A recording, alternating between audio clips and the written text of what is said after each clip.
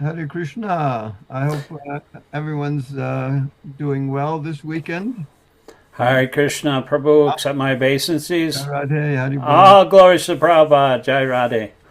And the topic today is Christian nationalism.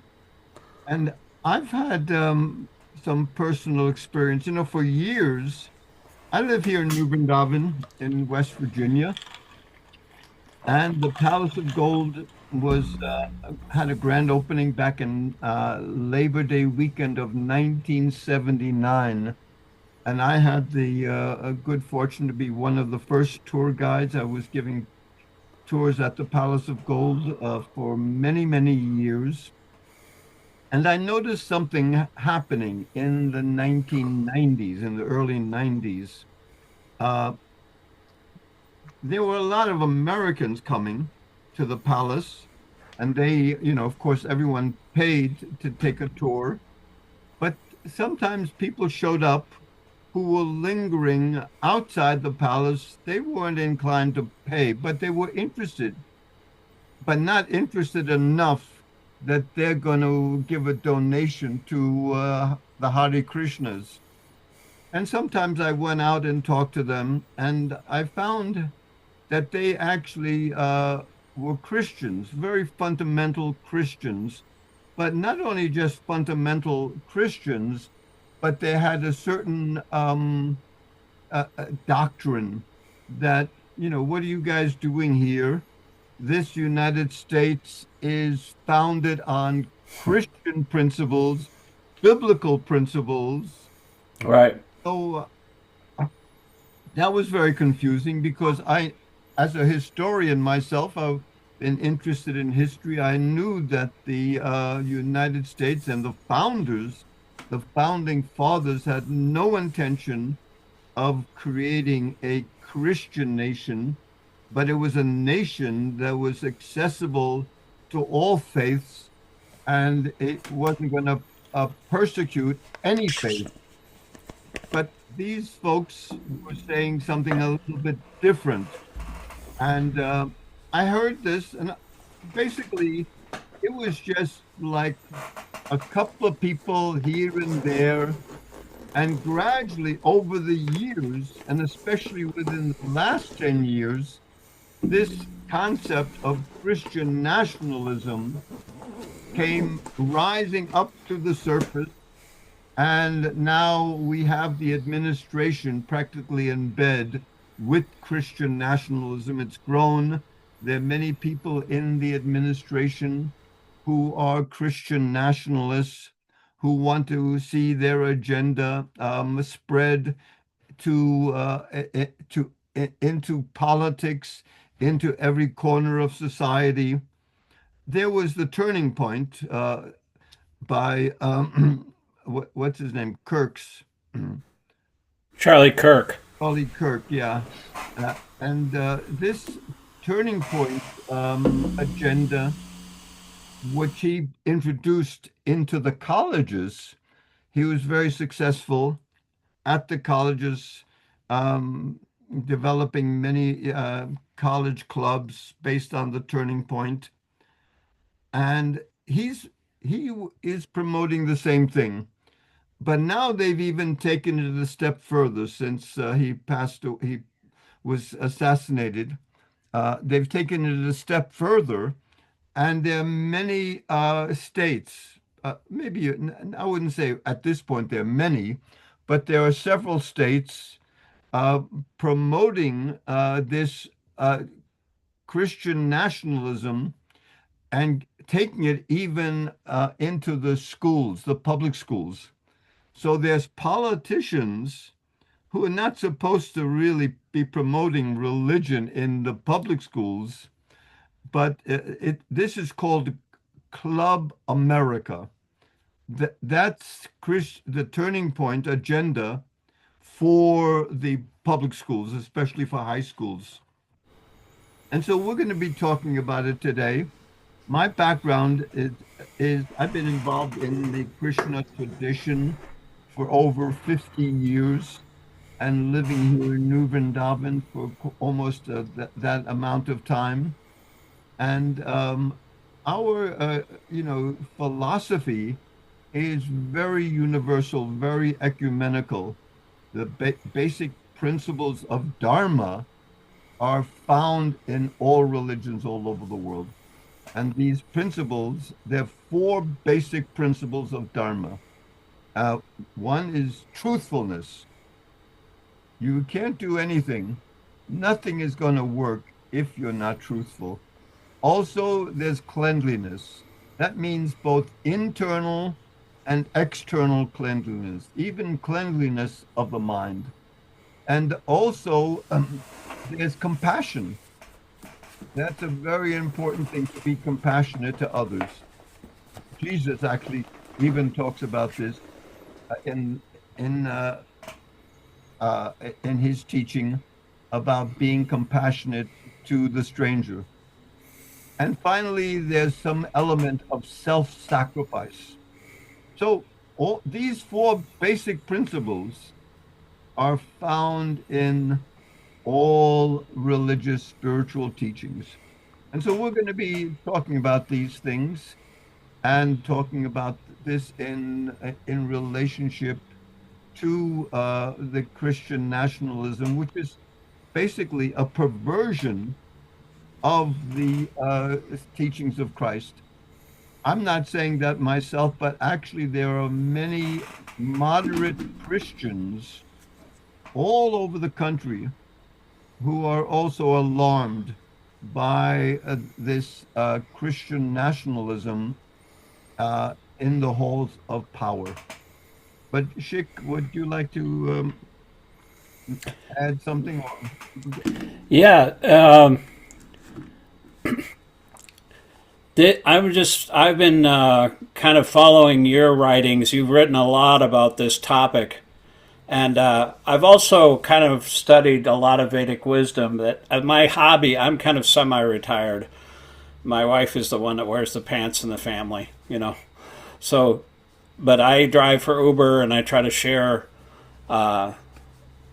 topics to people who are interested. And I invite them to our kirtan group, and I give them a cookie, prasadam, and so that is the basis of our movement. It got started that way in 1966. But Prabhupada was, his spiritual master was very strict. It said that he was the lion guru, and anybody who deviated from Rupa Goswami's science of devotion, he was all over that. He didn't tolerate any kind of apasampradaya, they call it. It's a deviation from, well, I guess you could call it heresy in the Christian tradition. But there is different groups, the Jada Gosanis, the Smarta Brahmins, the different apasampradayas, the Sahajas, the pseudo devotees that would act like they're having ecstatic symptoms, but actually they have no, it's just an act. So they're show bottle devotees, just for profit and adoration. But the similar thing is happening. Whenever a spiritual movement starts, it's usually started by one charismatic leader like Srila Prabhupada or Jesus Christ, and then or Chaitanya Mahaprabhu 500 years ago. And then after a while, it kind of gets confused, And like when after Lord Chaitanya left the planet, all the devotees were all over the place, and the Goswamis had written this literature. Rupa Goswami, who is like the foundation of our philosophy, he wrote all these books, and it took a woman to actually get everything together. Nityananda's wife, Janavi Devi, she arranged a big festival and brought all of Goswami literature, and she was the guru of the entire Vaishnava Sampradaya, the Gaudiya Madhva Brahma Sampradaya. And she got all the devotees on one page, and they were able to go forward. And the same thing, that was like 50 years after Chaitanya Mahaprabhu and her husband had left. And so the similar thing happened with after Prabhupada. That's about the same period of time. Devotees really, they're kind of like, I mean, we have Prabhupada's books. Those are there, and they're easily accessible. But there are different offshoots and things that are kind of like not really on the path of Rupa Goswami. So we have to be vigilant to, and so the same thing in the Christian tradition. There's all these different offshoots, and they try to mix the politics with Christianity, and that, well, like you said, this country was not founded on Christian tradition. It was actually, they're very wary of that because Hari Kirtan wrote a paper for ISKCON News called the Emoluments Clause. Are you familiar with that? It sounds familiar. Yeah, it was basically about the first amendment of the Constitution, is, you know, talking about the establishment of religion. A religion cannot take anything from the government. The government can't establish a religion, nor can it prohibit a religion. And Hari Kirtan was saying that the reason Prabhupada was able to start this movement in this country was because of the Emolument Clause. He was not interfered with in his activities of promoting his religious tradition. So it's very important to keep that separate. You know, everybody was saying, you know, like, well, you know, sometimes devotees get confused when you say, how can you separate church from state? Christians everywhere. But there is a reason we do that.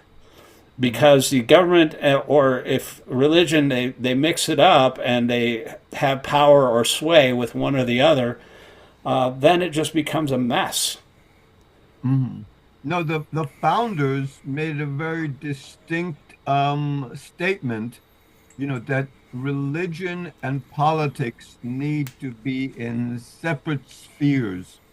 That if you try to impose politics on religion, it's going to weaken religion.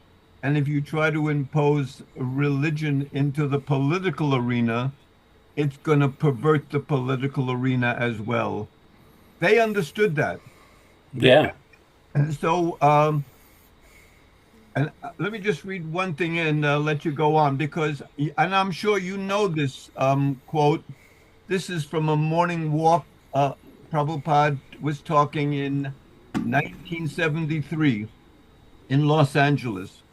And Prabhupada is saying so many wrong things are going on in the name of nationalism, in the name of scientific advancement, and people are suffering. How we can see that? Everybody has bluffed for so long. Now we have to stop them. That is our movement. We do not trust even these so-called Christians. They do not trust Jesus Christ, but they are going on as Christians. Bluffing and cheating should be stopped. This is Krishna conscious movement. The rascals are flourishing by cheating and bluffing. This business should be stopped. And then Prabhupada turns to a devotee and asks him, what do you think?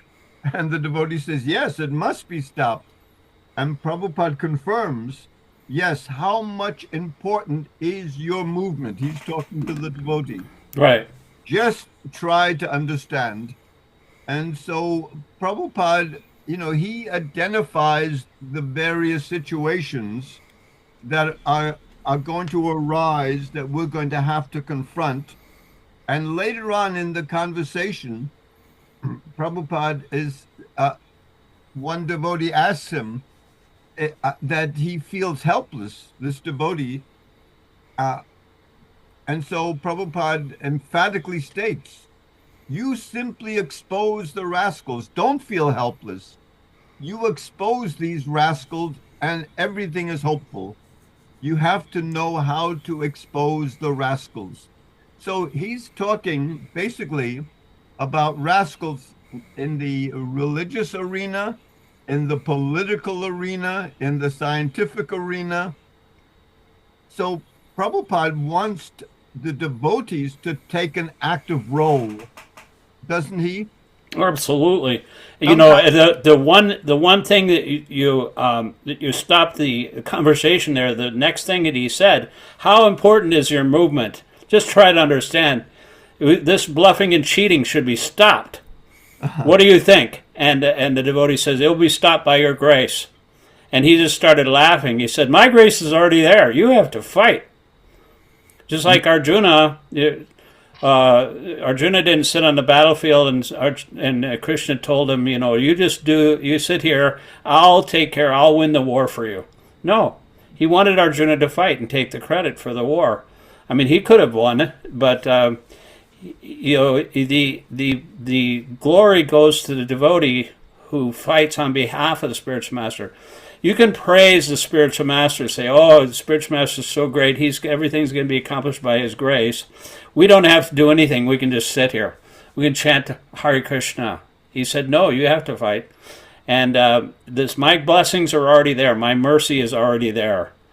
So that it was a very important instruction, and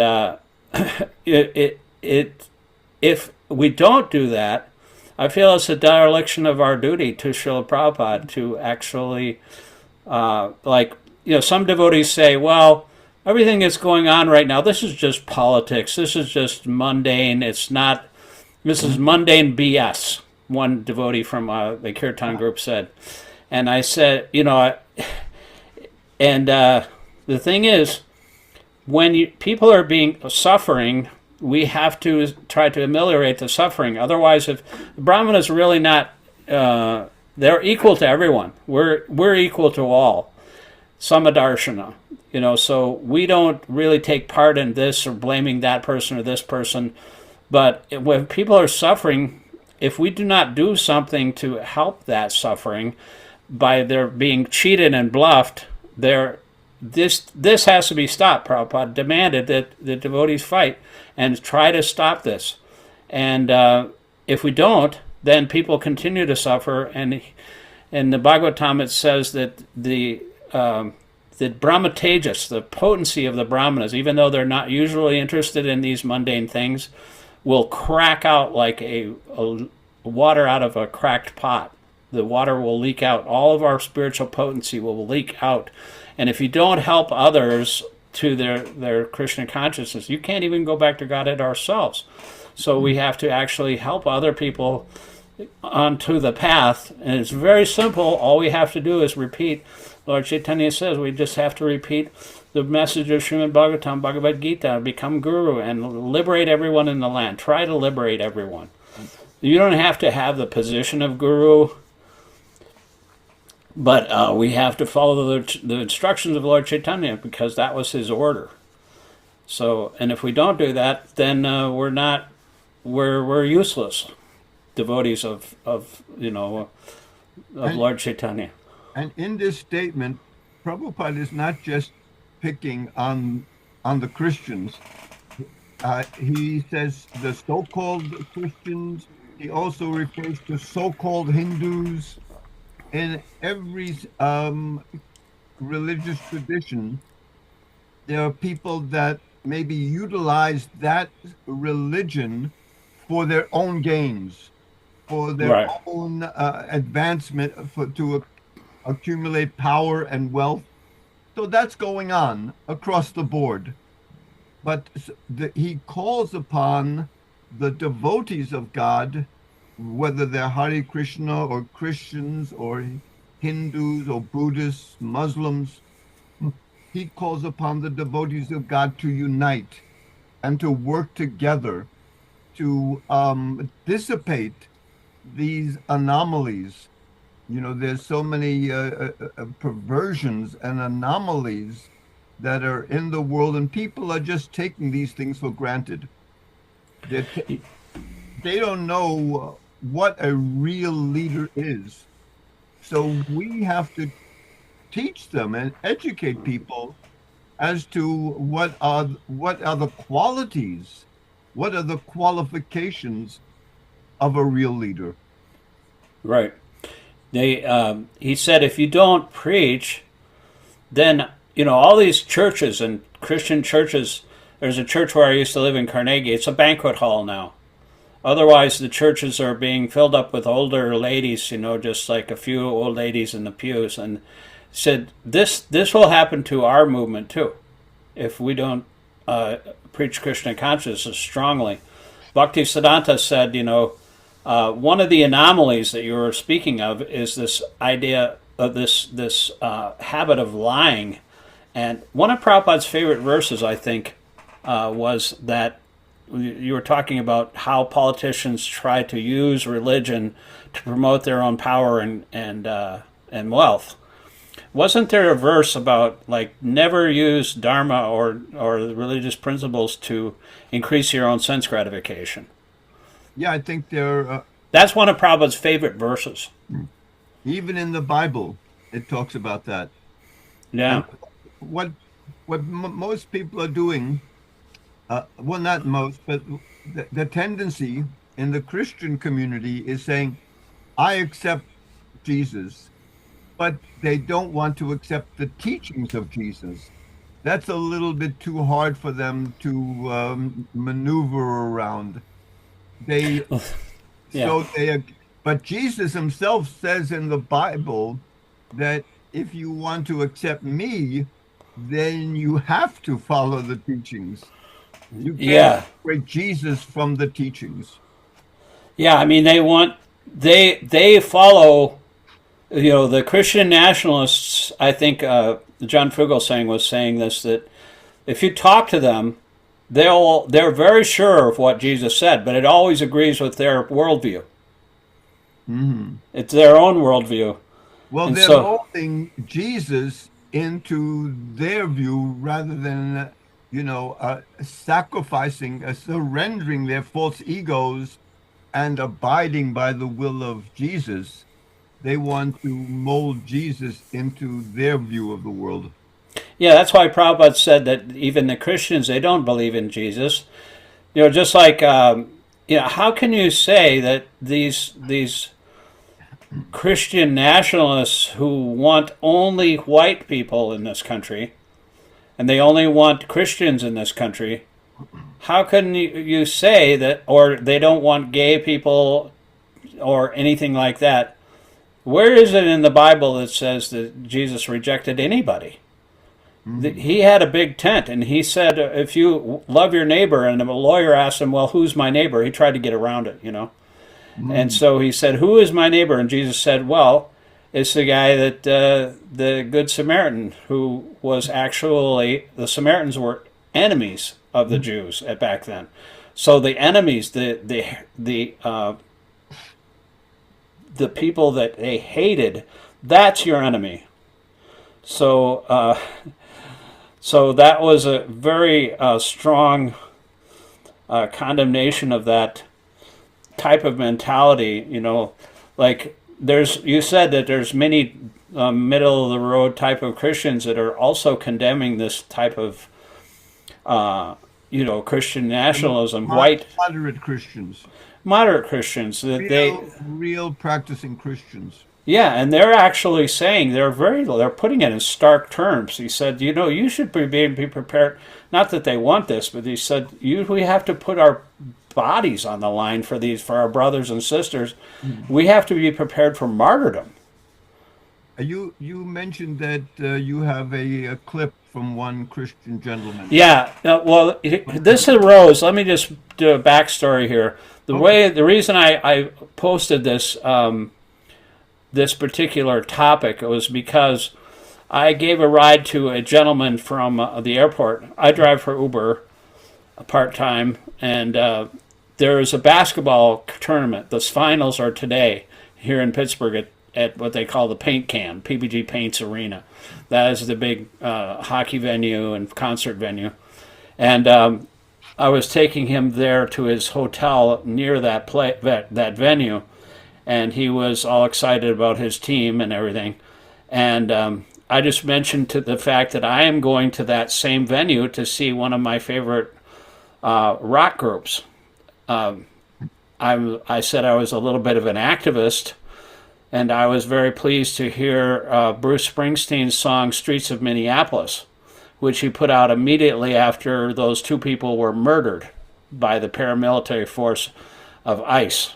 And it just reminded me of I told him a story that when I was 15 years old, on my birthday, Kent State massacre happened. Mm. And that was four young people in a college were murdered. And he was saying, well, it's like a lot of these, if you're a college student, these protests are fine. But a lot of these activists are paid activists. And that's so the propaganda. The propaganda is that they're paid, and so they're really just a bunch of mischief mongers, and they're doing it for their own agenda. And here, let me just show you what this guy said, this Reverend Joseph Yu, what he said about this type of mentality, the Christian nationalist mentality. I think... Can you hear that? Yes. Okay. This is Reverend Yu. I think many of the Christian nationalists always believed that empathy was a sin. They just started to say it out loud this season. I say this because many Christian nationalists always assume that protesters are getting paid. I think that's because the idea that someone would show up for justice without any personal gain is a foreign concept to them. They can't fathom fighting for someone else's rights, especially when it costs you something. Double especially if you don't gain anything from it. It's like, if it never happened to me, it doesn't exist. Because somewhere along the line, they swapped out the gospel of love for the gospel of fear, which we all know fear leads to hatred, as Spock from the Lord of the Rings series wisely told us. They treat empathy like it's a gateway to heresy, and compassion? Suspicious at best, dangerous at worst. But as Wendell Berry said, we have to be able to imagine lives that are not our own. And that's not just poetry, that's gospel, that's solidarity. That's literally what Jesus did. He didn't die for people who had their act together. He didn't sacrifice himself for those who earned it. He gave his life for the people who would never deserve it. People like me, people like you, people like us. If your gospel only extends grace to people who look like you, vote like you, believe exactly like you, then maybe it's not grace anymore. You're most likely gatekeeping and controlling people through fear, because real grace, it's unfair, it's unearned, it's uncomfortable, and it changes everything. You're not defending the faith. You're just scared that love might win. And I can't imagine why you're so scared to let love win. Thank you so much. That was really very, very well. Yeah, it's well put. Have you ever heard of? There's different kinds of Christian nationalists. Can I mention one thing about his talk? Sure. Because he touches upon, the principles of Dharma. Like, some people think, oh, these guys are going out and getting paid. But one of the principles of Dharma is self-sacrifice. Yeah, the sacrifice part. You're not doing anything for your own gain or for your own glory and aggrandizement, but you're doing it on behalf of, as a sacrifice, on behalf of the Lord who is residing within our hearts, and on behalf of the Dharma. So he's talking about principles like compassion. We want to promote empathy and compassion.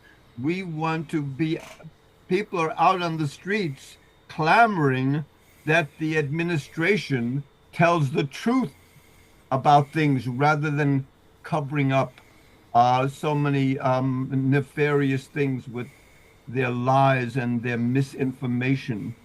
So when people get out onto the streets demanding truth and demanding compassion for people they don't even know, this is definitely a form of self-sacrifice. So yeah. I mean, that guy, I was thinking, like when he said that, they're paid sacrifices. You know how cold it was in Minneapolis when those tens of thousands of people were out on the street? It was below zero. It was 20 below zero. I mean, without the wind chill. And, these people were not paid protesters. That's just another talking point to dismiss the whole thing. But, have you ever heard of you're talking about before, you were mentioning about how they want to control everything. The Christian nationalists, they want to control the media. They're actually doing that right now. They're taking over TikTok. They've already taken over CBS. Well, CBS is state media now. This is my concern about devotees who don't understand the dynamics of what's happening. The threat that is emerging, that we need to identify and counteract. And one of those threats, what the Christian nationalism, what those people want, they only want Christians as politicians. They only want Christians in Congress and Christian judges and Christian administrators. And so only their brand of Christianity too. Yeah, not real Christians, just their own political brand. And they want to take it to the extent that if only Christians are qualified to vote. Right. They don't even want women to vote. Well, that was about Nick Fuentes, one of these neo-fascist, very influencer. He's got like 4 million followers, and it's really amazing how much power they have right now. But he said women shouldn't even vote until we judge them, and in the meantime, let them put them in concentration camps. And some of these ministers are in the halls of power. The various secretaries of state and secretaries of defense, they are giving these ministers an opportunity to advance their agenda. Right. It's really intertwined now. They're one of the founders of the Christian nationalist movement is the pastor of the White House. But there's the diminished mission of the Christian nationalists. John Fugelsang, he was actually he's a theologian, really. He was also a comedian. He's very funny. This book is really good. But he's talking about the 7 Mountain Mandate. It's you ever heard of that? Yes, the 7. Yes. The popular dominionist mission to gain control of the 7 mountains of society: religion, government, business, education, media, entertainment, and the American family itself. It's like a vision board for theocrats, he says. This movement is very popular within some charismatic and Pentecostal Christian groups, especially the New Apostolic Reformation of the United States. House Speaker Mike Johnson. So he's like at the very top of the House of Representatives. And what Jesus actually said is he preached humility and gentleness as opposed to coercion and power over other groups. Jesus said, "Take my yoke upon you and learn from me, for I am gentle and humble in heart, and you'll find rest for your souls. Whoever wishes to become great shall become your servant. Whomever wishes to be first among you will be slave for all. For even the Son of Man did not come to be served, but to serve and give his life as a ransom for many." That's the sacrifice part. Jesus Christ is the premier example of somebody who sacrificed everything for others. And we have that in our own tradition too. This Prahlad Maharaj and that one devotee of Lord Chaitanya who said, "Let me get all of the sins of everyone. They're suffering too much. Put them on my head and let me suffer eternally for whatever their sins are. But please relieve the sufferings." And so that kind of empathy is opposed or opposite to the way people think when they're selfish and not really understanding the way that Jesus taught.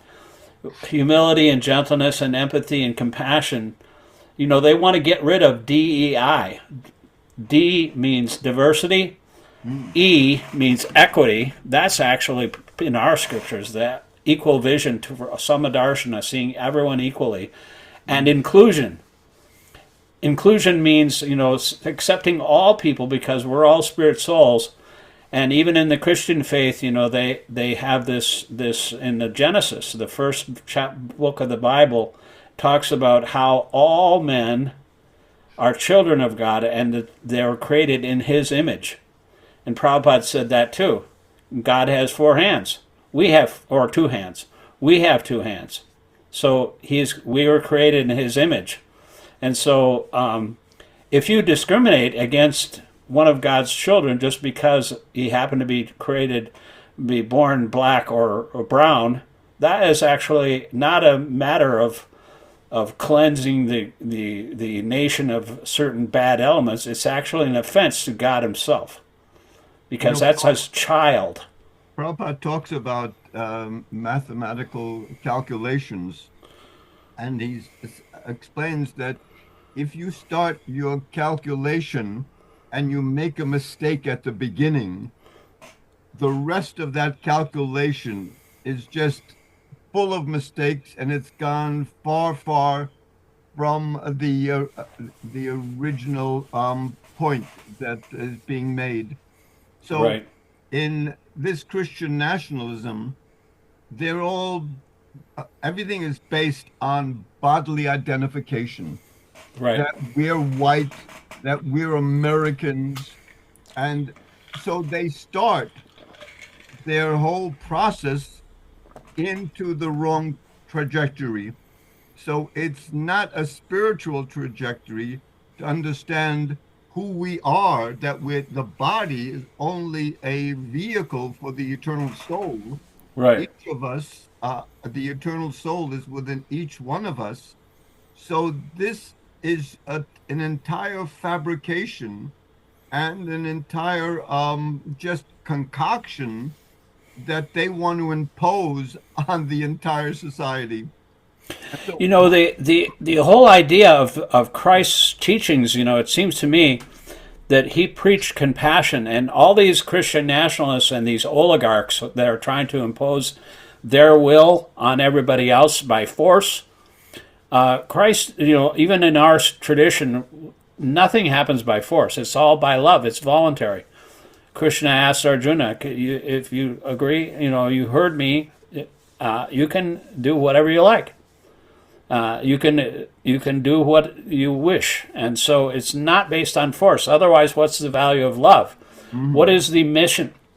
What is the understanding of love? And if we don't love her, just like the one of the most important, you know, the great commandment, he said to the Good Samaritan, the Good Samaritan story, you know, the lawyer asked him, how do I get to heaven?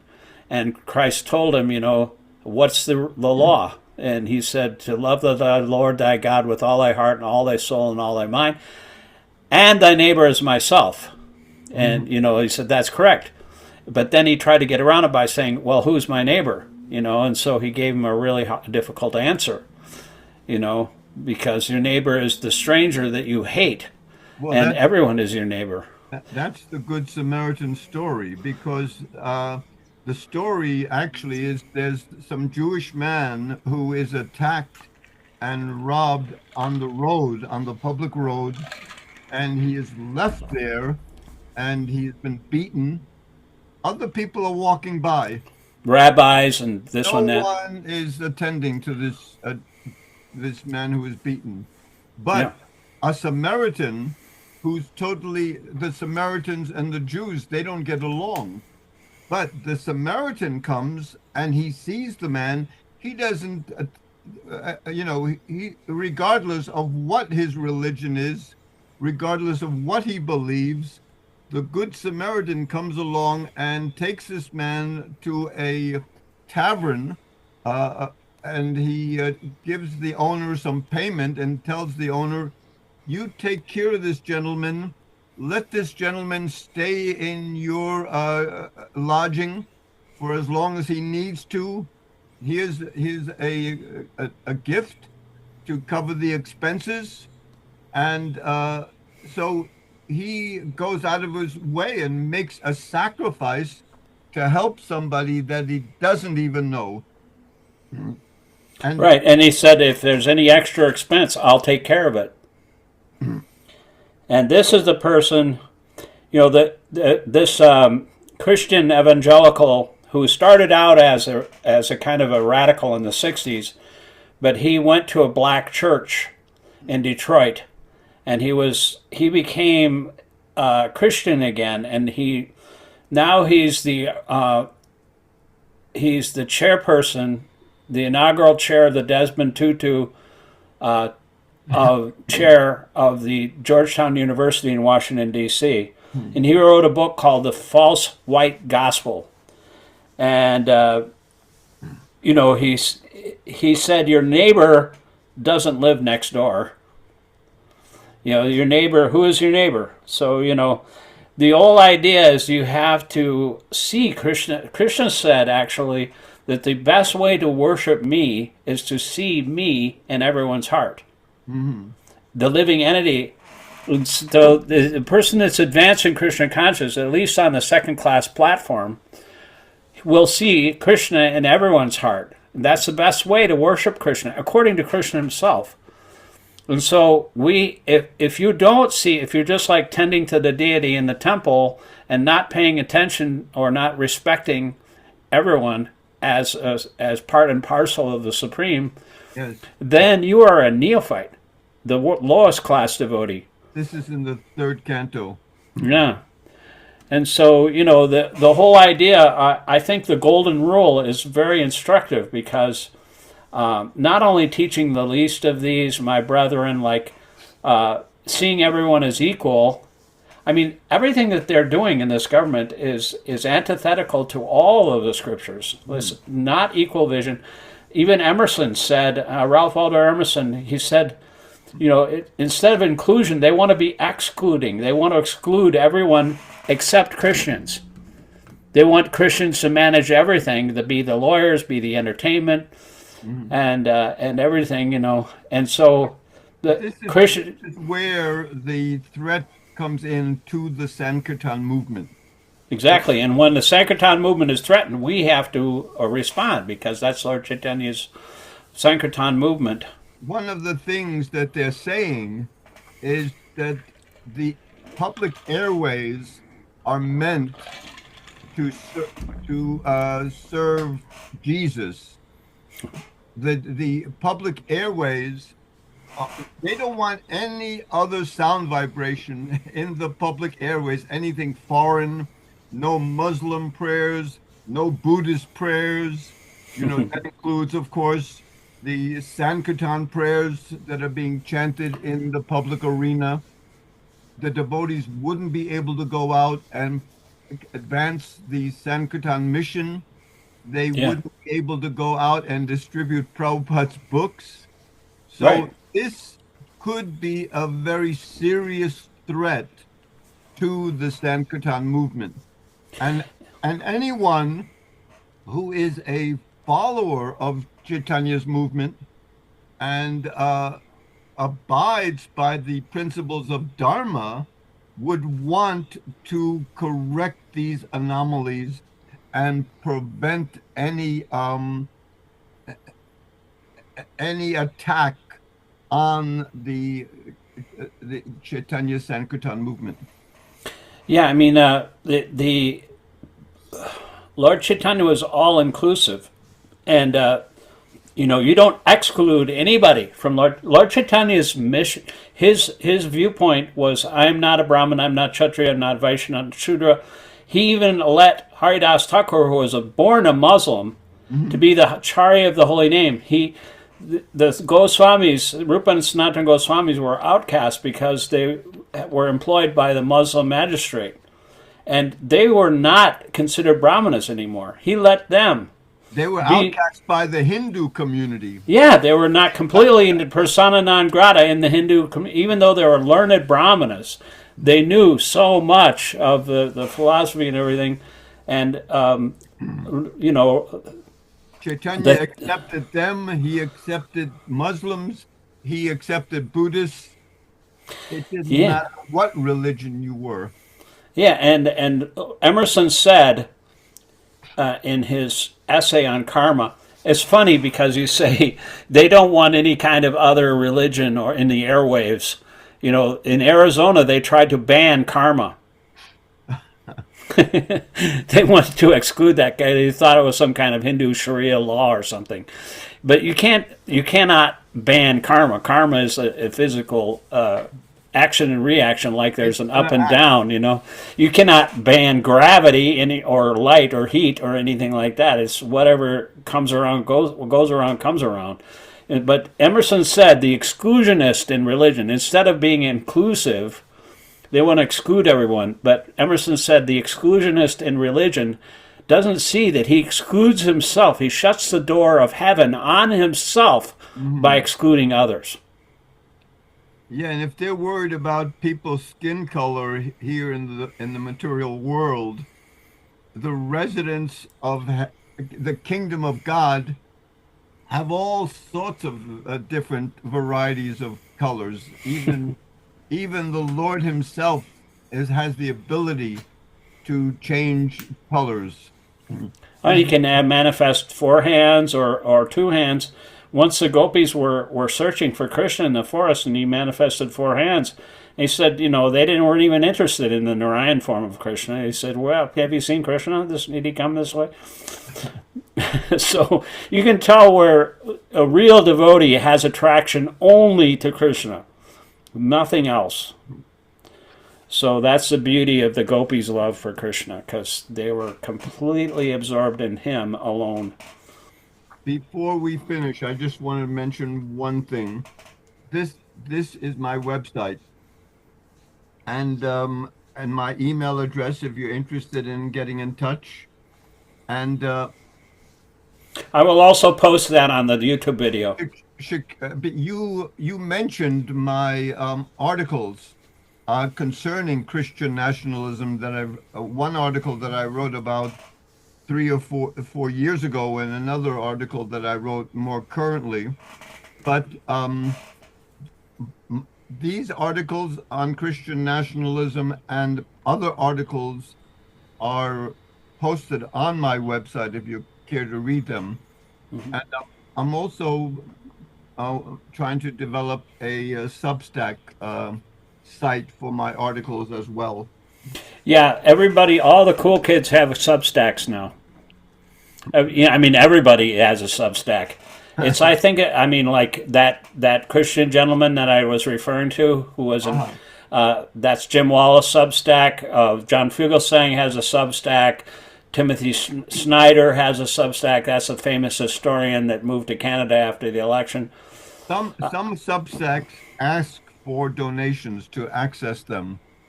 Yeah, you can actually have, most of them are free, but if you want special access, like I pay Tom Hartman's Substack. I have a monthly donation because I want to support independent media.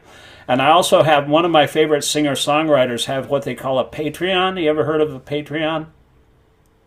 I don't think so. Well, if you have a bunch of fans and they want to communicate, I used to listen to him in the 60s. He was a singer-songwriter that went into the desert with Donovan, and he was unbelievably meaningful, spiritual person. His name was Sean Phillips. I don't know if you ever heard of him. But Bill Graham, the music aficionado that started the Fillmore West and the Fillmore East venues, he said that Sean Phillips was the greatest secret in rock. But anyway, he's a folk artist, and his songs are so meaningful and have social meaning and content, and he's a very spiritual person. And he said 3 things make him right. And I thought this was interesting. I invested in his Patreon because he stopped touring. He's 83 years old now, 84 years old. and he has 35% of his heart is working. So he's too weak to actually even go on tour. And so he stopped, and he can communicate with his fans by, this Patreon. You can text him, and they can respond. And he puts out special videos, and if you're a Patreon member, you can see these. But he said what makes him right is there's the first three things. First of all is anger. He said if you look at the world and what's going on in the world, and you think everything's okay, then you're certifiable. So, you're actually crazy, so you have to be angry in order to write good music. Just like Arjuna was incited by Krishna to anger, and Hanuman as well, Hanuman was incited to, burn the whole town of Lanka down, so if you have to use all of these different emotions, with the gopis it was lust, with Hanuman and Arjuna it was anger, but everything can be Krishnized through the. It's not that we're dull stones or we just do what we're told. We can utilize all these things for Krishna's service as long as we're utilize our emotions. Utilize our propensities. So we're all unique individuals, right? And all have a unique offering to make to the Lord who's situated within our hearts, and also to the various manifestations of God as the birds and animals and the human beings roaming across the earth. Variety is the spice of life. Everyone is an individual. It's like everyone has a unique soul, a unique relationship with Krishna, but everyone does have that relationship, and to understand that. I remember when Chakravarti would have his kirtans out in the Yogashal, in front of the temple building, they'd be playing, and in the 80s they'd play that really corny Casio, with it would just be going. They had like a beat in the background and go dance, dance, dance, dance, and everybody would chant Hare Krishna. It was just so ecstatic though, because you'd understand how everybody you like in the middle of the kirtan, you'd realize that each one of these individuals has a relationship with Krishna, and they're all unique. They're like snowflakes, and no one single snowflake is the same. So this is what Krishna enjoys. Krishna enjoys different relationships with different people, and so we're existing. We're created for His pleasure. That's the whole thing. We're not meant for our own pleasure. We're meant. It's the beginning of the Bhagavad Gita. Krishna or Bhagavad says we are teaching the Bhagavad Gita that we're here. The main purpose of the Bhagavad Gita is to teach people that we have to satisfy Krishna's senses instead of trying to satisfy our own senses. But the thing is to develop that relationship with God who is residing within our hearts. And this is explained in religions all over the world. Yeah. That the name of God is sacred. Even Jesus says, if two of you gather in my name, I'll be present.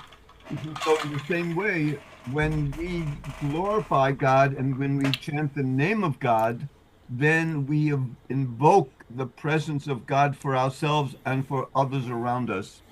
So this is what we're advocating by chanting the holy name of Krishna. Hare Krishna. Hare Krishna. Krishna Krishna. Hare Hare. Hare Rama. Hare Rama. Rama Rama. Hare Hare. So we want to share that sacred sound vibration, because Prabhupada explains this sacred sound vibration is going to shatter all of the anomalies. First, it's going to shatter the hardened heart, the conditioned heart, and the ego that is holding the heart at bay, the false ego. It's going to shatter that within our own lives, and it will shatter all of the anomalies in society, in the world. But the thing is, to do that, we need to have the more people that chant the holy name, then the more powerful the impact that is going to be on the world. So we encourage everyone. There's many different names of God. in different cultures all over the world. And so take that name and glorify the Lord with the name that you're familiar with or you're comfortable with.